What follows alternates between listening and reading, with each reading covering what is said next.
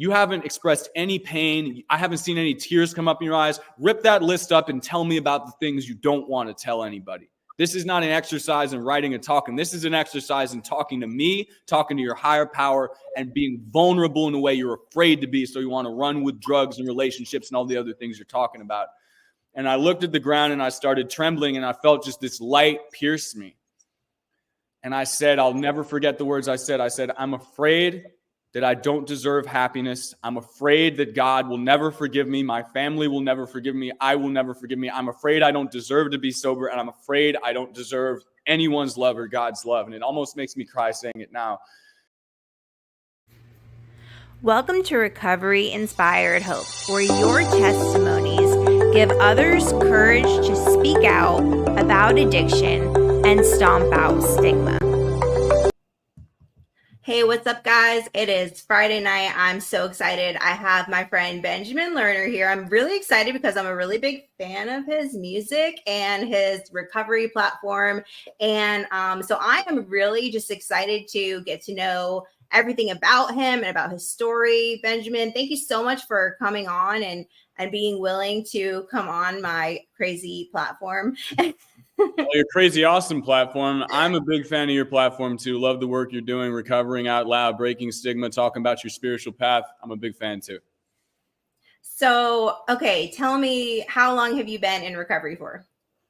I like to say all I got's one day at a time, but my clean date is June 13th, 2016. Cool. And you are a sober dad, which I think is freaking amazing. Yes. Sober parents for the win. Yes. Oh, man. And how old is he? He is 17 months, about to be 18 months. And we got number 2 coming supposedly January 3rd. No way. That is so awesome. Babies are such a blessing. Wow. Yes, they are. Absolutely a blessing. Amazing teachers too. Oh yeah, for sure. And the older that they get, they will teach you more. I'm excited for all the lessons. Let's keep it going. Yeah, I have a 13 and a 19-year-old. Oh, so, wow, that's awesome. They teach me a lot. Oh, I bet. I'm ready for adolescence. Bring it on. I can't wait for the first time I put on like a song that was so popular like in my youth or my adolescence, and my kid just cringes and like rolls up the windows. I cannot wait for that to happen for the first time. Background. We're talking about like your spiritual upbringing. Yeah, for sure. So my parents are both half Christian, half Jewish, ethnically. And they were both raised by families with kind of interesting splits on religious thought. My father his dad was a Russian immigrant who immigrated from Belarus, and his whole life was Jewish, but didn't make his kids get bar mitzvahed or anything. And then his mother was raised, I believe, half Irish Catholic, half German Protestant, but she was a very kind of academic thinker, and she had the Christmas tree and was more, I hate to say commercial, but it was more about the cultural implications of Christmas. But my mother, her mother was half Jewish, half Christian. My great-grandfather was an American composer by the name of Irving Berlin, and he was a Jew, but some of his most famous songs were Christmas songs, like White Christmas. And so growing up, she was a Jewish girl, half and half Christian, who was not very religious because in assimilating to America as an Ellis Island immigrant at that time, my grandfather kind of abandoned his ethnic and religious identity, and that got passed on to her. But the most religious person that influenced one of my parents was my mother's father. And he was a Dutch Episcopal man who imbued my mom with a real love of Christianity from the start. And growing up, I mostly was Christian in terms of celebrations, but we did light the menorah on Hanukkah. I only got gifts for Christmas, and we didn't belong to a synagogue, but my mom belonged to a church. She would take me to the National Cathedral in D.C., so I got to see this incredibly beautiful Episcopal tradition, and I went to a school that was very Jewish. So I went to a lot of bar mitzvahs. And so I kind of got torn between both sides. And growing up, the kids were nice, you know. I had my series of social problems like anybody, especially someone in recovery. But, you know, people would ask me, are you Christian? Are you Jewish? And it wasn't just in terms of religion. It was also ethnicity. And so I kind of had, just like I had a identity split with my parents getting divorced, with me having all these mental health issues that led to my addiction, separate from any spiritual turmoil. I had all these beautiful paths and degrees of atheism and agnosticism and Catholicism and Protestant and Jewish that I'm being exposed to, and it was confusing to say the least.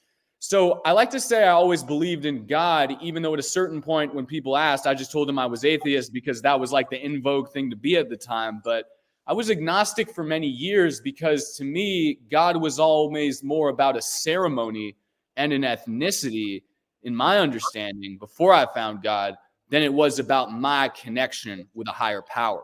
So I don't blame my parents for raising me the way they did because they had a lot of stuff going on too. But all these different influences kind of coalesced in my mind to the point I got detached from even really considering what a spiritual side of God was for many years. So, okay, you come into recovery. How did you come into recovery? The Spark Notes version, to use the millennial term, would be that after years of escalating addiction that started with alcohol and cannabis and cocaine and ecstasy in social situations in high school to cope with, separate from my autism spectrum diagnosis, just incredible feelings of sensory overload, anxiety, and just feeling like I didn't deserve basic human happiness, which ties into my spiritual distress as well. I learned later on in recovery, but wasn't aware of it at that time. It was just emotional and physical tension I was aware of there, but there was spiritual tension as well. And that, if you've heard a bunch of opioid addict stories, I bet you've heard a million, but mine is pretty much cookie cutter. Got prescribed opioids after thinking I was too good for them. I did coke. I binge drank. That was one line I wouldn't cross. And went from popping perks to 30s and snorting those, snorting dope, shooting dope, smoking crack. And the little suburban autism spectrum piano playing kid turned into a spoon and stem and tinfoil dope fiend with tracks on his arms, nothing but hope and sadness and hate and resentment in my heart. And I in and out of treatment for years, crossed every line I swore I wouldn't cross, burnt every bridge. But my mom found her spiritual path and she found recovery 5 years before I did. And thank God for that, because she was there for me when everybody else gave up. And when I was finally ready, she helped me get into treatment. And I had a lot of spiritual experiences on my way there and while I was there that I didn't really tie to any specific higher power. But when the chemical fog parted, a lot of people have the spiritual experience first. Like in certain recovery fellowships, I won't get too fellowship specific for anonymity or whatever, but like in the main text, it's like the founder has a spiritual experience. I didn't have that so much as my first spiritual experience was understanding before I connected it to God that there was a power greater than myself to be found in recovery. A lot of people have a religious or spiritual epiphany and then go to recovery. Mine was the recovery epiphany. And then from there, as the fog lifted and I became more in touch with my emotions and my spirituality, not tied to anything, I became more aware of a need to find a spiritual path that really resonated with me. And that started happening in early recovery. That need not just to be sober, but feel connected to a power greater than myself. So that's interesting.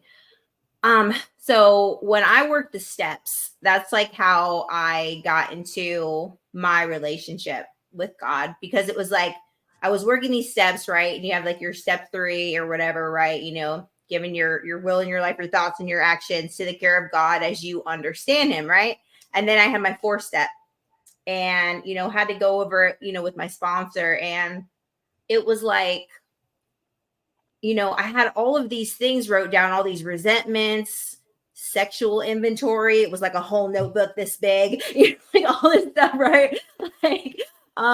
Like God, okay, you want me to hand over my will and my life, my thoughts and my actions, but I'm sitting here looking at this inventory and what I know of you growing up as a Sicilian Catholic is that I'm in really big trouble, right?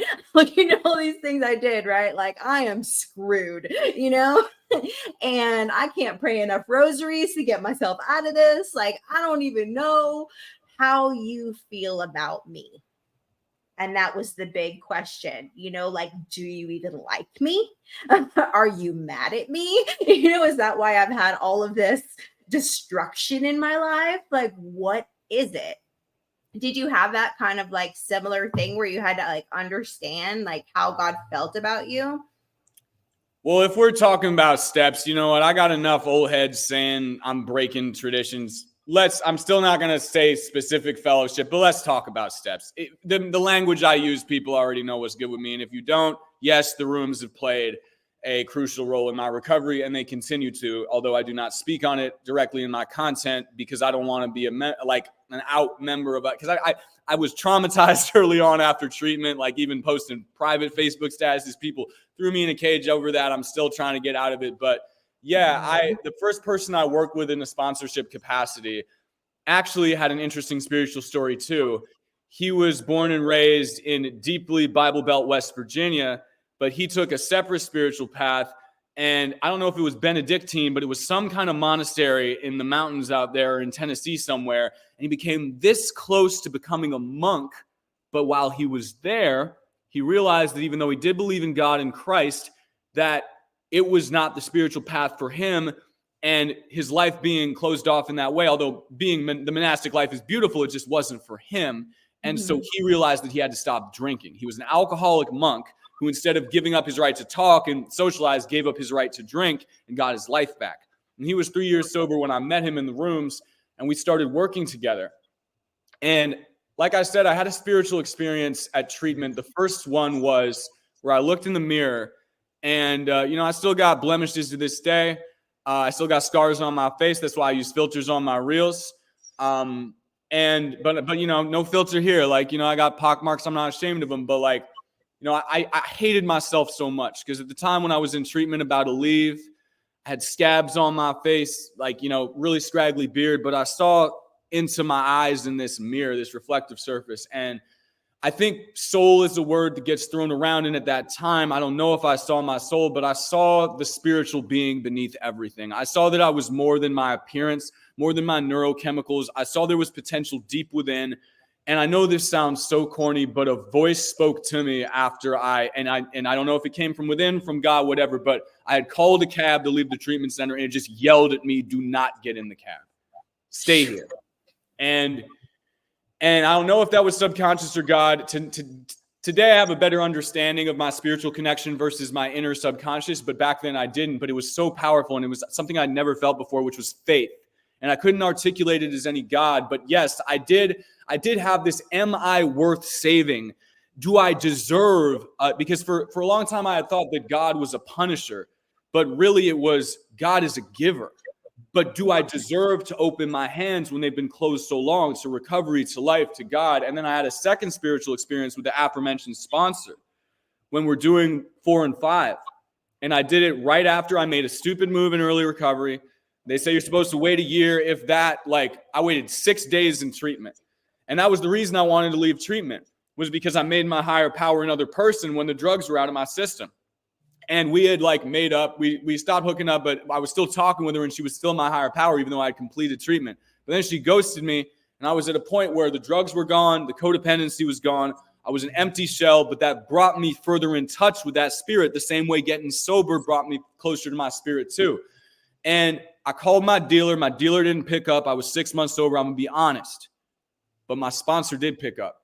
And I was like, I don't know. And it was perfect serendipity. We were about to do the 4th step. And this dude who's like a monk, this great West Virginia voice, I said, I don't want to do my 4th step today. He's like, what's wrong, Ben? And I'm like, well, I'm heartbroken. I just called. He's like, you're coming down and we're doing it today. And I sit in this room with this man, and he's kind of like a complete stranger to me, and he's nothing like me. And I've written this list, and he interrupts me halfway through. He's like, I don't want to hear just like the little things. He's like, that's not how we're doing this. You haven't expressed any pain. I haven't seen any tears come up in your eyes. Rip that list up and tell me about the things you don't want to tell anybody. This is not an exercise in writing and talking. This is an exercise in talking to me, talking to your higher power, and being vulnerable in a way you're afraid to be. So you want to run with drugs and relationships and all the other things you're talking about. And I looked at the ground and I started trembling, and I felt just this light pierce me. And I said, I'll never forget the words I said. I said, I'm afraid that I don't deserve happiness. I'm afraid that God will never forgive me. My family will never forgive me. I will never forgive me. I'm afraid I don't deserve to be sober. And I'm afraid I don't deserve anyone's love or God's love. And it almost makes me cry saying it now. And he looked at me and he said, Ben, I'm not God, but I believe in God. And I believe that God thinks that you and me are good people and we deserve a spiritual solution. And we cried and hugged, and I walked through that fifth step, and I felt a huge weight over my shoulders. And 2 weeks after that, this guy at work, because I got my first job, started talking to me about Jesus Christ. And it was a beautiful coincidence, because at the point where those weights were lifted and I was pushed towards that solution in my recovery, another door opened, and that was my spiritual solution waiting for the time when I was ready for it. Wow. Ben, he thought you were worth dying for. Amen. Yes. Oh my goodness. That is powerful. Friend, you got the ministry in you. Got the ministry in you. I try to speak openly and honestly with people about my recovery and my faith. I've been trying to make it part of my platform with people who reach out to me on the messages who are not just struggling in recovery, but struggling with faith. And those who are on the same path as me, talking about Christ and recovery, I have open conversations with them. And it's a beautiful thing that it can serve as an affirmation of both faith and recovery and God. Because even though I haven't made it that central of a part of my recovery platform yet, in the conversations I do have with people about not just recovery, but God, I find it gets deeper in a way that pure recovery conversations can. And that's why I'm so grateful to have this conversation, because it's a dimension of this that I don't really get to talk about in my normal recovery advocacy work. Mm-hmm. And so I am so curious as to how were you able to accept and receive the forgiveness from God? So there's this guy, and I'm not going to use his name. He would probably want me to, because he does international ministry work, but I don't know if he wants to be on like a recovery platform or whatever. I don't know. He's an old school guy. So I'm not going to use his name, but I worked at a restaurant. And other than recovery and my, at this point, just kind of budding faith that hasn't found a home, my job and the lessons I learned there was a foundational core of getting my life back in sobriety. And other than the rooms and faith in my family and everything else. And he was a dude I really respected. And I knew that he was Christian because he wore it on his sleeve. And he took me aside one time. He's like, well, how's your life going? He supported my recovery. He's like, but he always told me, he's like, you know, getting sober is great, but like, you need to find God. And I rolled my eyes and I was like, well, I'm starting to believe in God. It almost felt like he was pushing it on me. But then all of a sudden he stopped. He realized that for me, it required a different tack. And he just said, let me ask you something. What does God look like to you? And I said, to me, my favorite thing about Christ is mercy and forgiveness. And he says, yes. He says, so have you read the Bible? And I said, no, I haven't. I haven't done it since I was a little kid. My parents asked me if I wanted to go to Sunday school, and I said no. And he said, what if I gave you my King James just to read? And I said, well, I'm searching for a spiritual solution. I'd be open to it. But still in my head, it was like, this man was hardcore Joel Osteen Pentecostal. Nothing against that. I support all paths of faith, Christianity included. It's different. But like, he was hardcore brimstone, all that. And that was not my conception. But like I said before we hopped on, just like people can have different paths of recovery and they can still help us, he helped me to the extreme. And I did something just on a lark. And this is a God-based talk. So I'm going to go there. I'm going to do the first scripture of the night. We're going to go there. I Googled my sobriety date, which is 6/13/16. Just that, 6/13/16. But instead of I wanted to hit the slash, but instead I hit the semicolon, and Google corrected as a colon, like a verse number. So I just wanted to do that, like look up what happened on my sobriety day, because I was interested in the news, because I wanted to like remember it by like what happened on that day, separate from that. And this verse came up. And it's Romans 6:13-16 from the NIV, although I have a KJV. Nothing against the NIV. I just like the KJV better. But this is the thing I read, and that's Romans 6:13-16, which is, do not offer any part of yourself as sin to sin as an instrument of wickedness, but rather offer yourselves to God as those who have been brought from death to life, and offer every part of yourself to him as an instrument of righteousness, for sin shall no longer be your master, because you are not under the law, but under grace. What then? Shall we sin because we're not under the law, but under grace? By no means. Don't you know that when you offer yourselves to someone as obedient slaves, you are slaves of the one you obey, whether you are slaves to sin, which leads to death, or obedience, which leads to righteousness? And that was when I found Jesus. And the reason why is that someone told me in treatment, separate from God, when I was like, well, I don't want to have to go to meetings every day. That same thing, like, I don't want to be a slave to recovery, just like I was a slave to the needle. And he's like, exactly. You are a slave to working your program of recovery or to the needle. The choice is yours. You should choose recovery because you deserve it. Because even though you might never escape having to work on it, that path is going to take you to life, and the needle is going to take you to death. And to see that message paralleled in the compassion, mercy, and love of the universal Christ consciousness that I choose to call my higher power, reflected through my sobriety date, and the numbers aligning in that way at that moment to give me the message that not only did I have the privilege of being alive and able to walk towards God, but that my master being God and Christ was a gift and a rebirth that perfectly coalesced with my recovery. And they were inextricably tied together and always had been, even when I didn't have faith. And from that moment on, just like my recovery hasn't been perfect, even though I haven't picked up, that's the one thing I've done perfectly. And even though my faith hasn't been perfect, even though I've never stopped believing, that was the moment where my recovery and my faith in Christ came together. And it was just all at once. It was like, wow, just that coincidence was too much for me. And from that point, I never stopped believing in Jesus Christ as my path in faith. Wow. That is awesome. Yeah. Bro, you need to be on college campuses talking about recovery. Like that I'm telling you, you've got it. You're super anointed, man. You're super anointed. Likewise. Your message is incredible, and the way you articulate it. I was watching a reel you did the other day about loving yourself for like the ladies in the sober houses. I was like, yep. I know that culture all too well. So you have an incredible message as well, the way you articulate it, and spread the love of God too. So thank you so much for the kind words.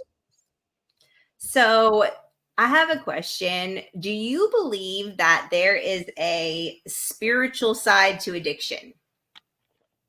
Yes, I do. And I don't think, and this is where a lot of people lose me on both sides. I had a friend who is decidedly atheist, but is sober from dope, even though he didn't choose the rooms or chemical abstinence. But he's doing well. I don't know how he does it. He's something else. But he's a man who I intellectually respect very much, although our spirituality does not align, who I used to use with. And the way that I got him into treatment when he was ready, tried a lot of times he wasn't ready, was I told him the following. I said, he's like, I don't want to work the steps. I don't believe in God. I said, yeah, but you believe in the bag. And you turn your will and your life and your faith over to that bag and that spoon and that plug and that bundle every time. So I don't want to hear that you don't have faith. You just don't have faith in recovery. You don't have God, and you don't have faith in yourself. And I worked him. I improvised it, like kind of BSing it 1 through 12, like with the bag is the higher power. And that made him realize, wow, I've been, just like we said, like captured, like held prisoner by this the whole time. And I've turned my will over to it. And the next day he was in treatment. So even though he didn't have the spiritual path, he used to always tell me, he's like, the only time I've ever been close to believing in God was when I was high on dope.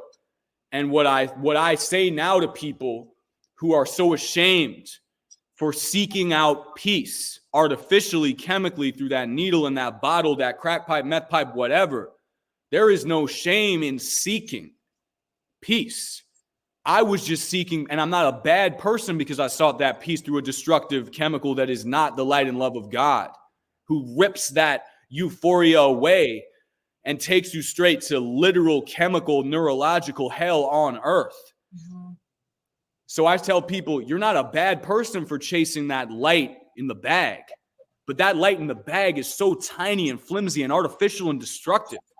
And that light of God is endless. So I tell people who say, is addiction spiritual? Addiction to me, and this is just me, is a spiritual chase where we put all of our spiritual energy towards destruction, not because we are bad people, but because we do not believe we are deserving of God's love. And for me, the second I realized that God and recovery could be there if I took like 1/10 of that energy I put towards chasing dope on a spiritual, mental, emotional, and physical level towards recovery, I would get millions exponentially times as much light, warmth, love, faith, fellowship, and meaning as I got in that miserable bag. So yes, I do. And I think that people who chase dope and crack and whatever are not godless, not faithless. They just might have faith in the wrong thing and not enough faith in themselves and their ability to connect with real spirituality. Yep. I always say no high like the most high. That's right. I love that. I love that. That's a beautiful phrase. Yes. I've never felt, I'm telling you, like the intimacy that I have felt in the presence of God, the Holy Spirit just being heavy on me.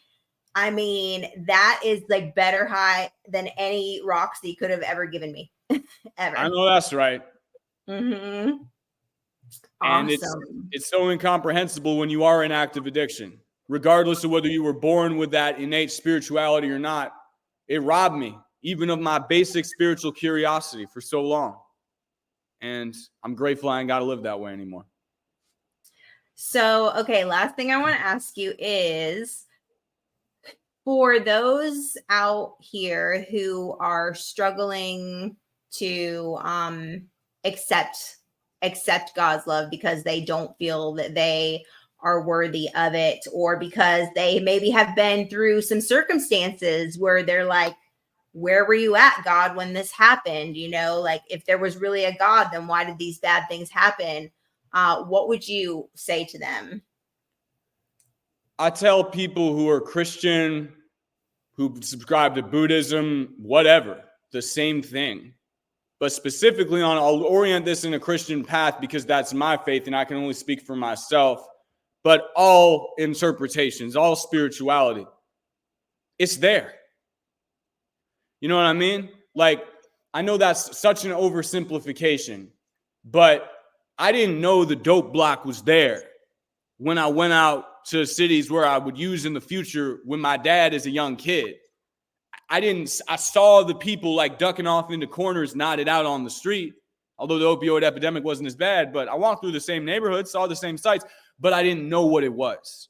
And similarly in active addiction, when I went to use out in San Francisco in the Tenderloin, where I hit rock bottom on black tar heroin and crack, I walked past the missions, the churches. I would see a big cross up on that hill, literally glinting in the light when I was sprinting back dope sick to hit my vein. But it was invisible to me because even though I knew what a church was, I didn't know what a church was. I didn't know what it was to me. And what I would also say is it's so important, just like in recovery, to listen to other spiritual teachers, because just like recovery, I don't have all the answers. I would be hubris to think that I could even conceive of 1/1000th of something as infinite as God and Christ and God and Christ, and mighty and universal knowledge and omnipotence. But the same thing can be said for recovery. I don't understand everything about recovery. But if I can sense that someone's recovery is not in alignment with mine, just like someone's faith isn't in alignment with mine, I don't have to hate them. I don't have to let them be a roadblock to me. Because just like recovery, I'd see people in the rooms when I wasn't ready to get clean. I'd be like, I don't like them. It's not for me. Same thing with my spirituality. I can see people, oh, that's not for me. But don't let that hold you back from finding the spiritual peace you deserve in recovery. Because just like recovery in itself, your spiritual path is out there. And my spiritual path is the divine love and consciousness and universal presence of Jesus Christ, Yeshua, as my Jewish ancestors would say. Whatever you choose, it's there, and you deserve not just to be sober, but to find the spiritual path of love and divine light and harmony that works for you. You deserve it, and don't let anybody take that from you.